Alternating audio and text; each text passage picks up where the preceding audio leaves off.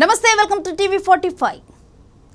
దేశంలో ప్రధానమైన న్యాయ వ్యవస్థ బలోపేతానికి మరిన్ని చర్యలు చేపడతామని ప్రధాని మోదీ అన్నారు. ఢిల్లీలో జరిగిన సుప్రీంకోర్టు ప్రధాన న్యాయమూర్తి సమావేశంలో మోదీ పాల్గొన్నారు. న్యాయ వ్యవస్థలో ఖాళీల భర్తీకి చర్యలు తీసుకుంటున్నామని తెలిపారు. ఈ అమృత కాలంలో న్యాయ వ్యవస్థపై మనం దృష్టి పెట్టాలన్నారు. ప్రతి ఒక్కరికి సులభంగా త్వరితగతిన న్యాయం అందేలా చూడాల్సిన బాధ్యత మనపై ఉందని, దేశంలో న్యాయ విద్యను అంతర్జాతీయ ప్రమాణాలతో అందించాల్సిన అవసరం ఉందని ప్రధాని వ్యాఖ్యానించారు. డిజిటల్ ఇండియా ప్రగతిలో అన్ని రాష్ట్రాల సీఎంలు, హైకోర్టుల సీజేలు తమతో కలిసి రావాలని ఆయన కోరారు.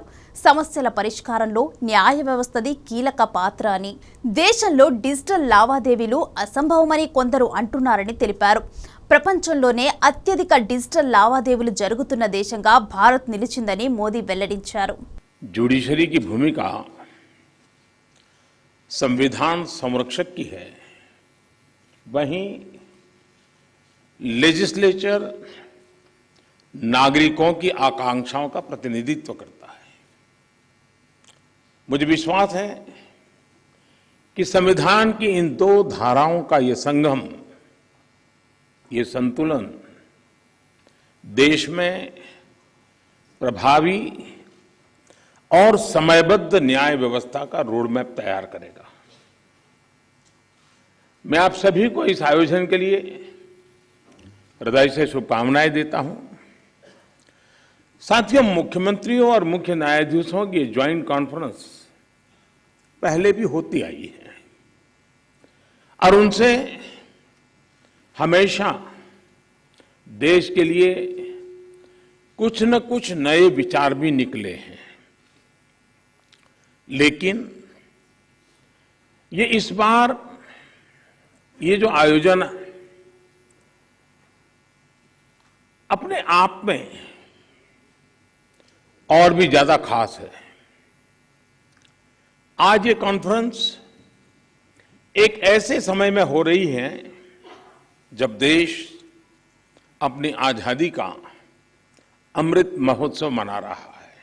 न्याय त्वरित हो और न्याय सबके लिए हो.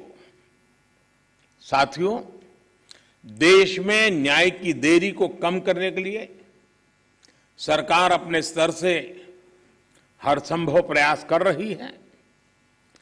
हम जुडिशियल स्ट्रेंथ को बढ़ाने के लिए प्रयास कर रहे हैं. जुडिशियल इंफ्रास्ट्रक्चर को बेहतर करने की कोशिश चल रही है. केस मैनेजमेंट के लिए आईसीटी के इस्तेमाल की शुरुआत भी की गई है.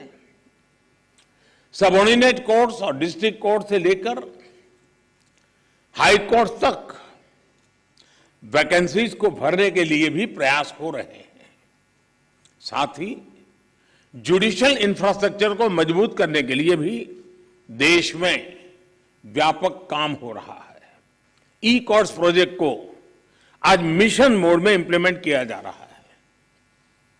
सुप्रीम कोर्ट ई कमेटी के मार्गदर्शन में जुडिशियल सिस्टम में टेक्नोलॉजी इंटीग्रेशन और डिजिटाइजेशन का काम तेजी से आगे बढ़ रहा है.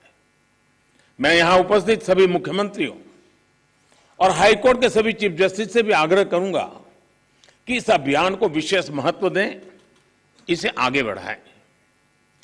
डिजिटल इंडिया के साथ जुडिशरी का ये इंटीग्रेशन आज देश के सामान्य मानवी की अपेक्षा भी बन गई है. आप देखिए, आज कुछ साल पहले डिजिटल ट्रांजैक्शन को हमारे देश के लिए असंभव माना जाता था. लोगों को लगता था, लोग शक करते थे, अरे ये हमारे देश में कैसे हो सकता है. और ये भी सोचा जाता है इसका स्कोप केवल शहरों तक ही सीमित रह सकता है, उससे आगे बढ़ नहीं सकता है. लेकिन आज छोटे कस्बों और यहां तक गांवों में भी डिजिटल ट्रांजैक्शन आम बात होने लगी है. ये पूरे विश्व में पिछले साल जितने डिजिटल ट्रांजैक्शन हुए उसमें से 40% डिजिटल ट्रांजैक्शन भारत में हुए हैं.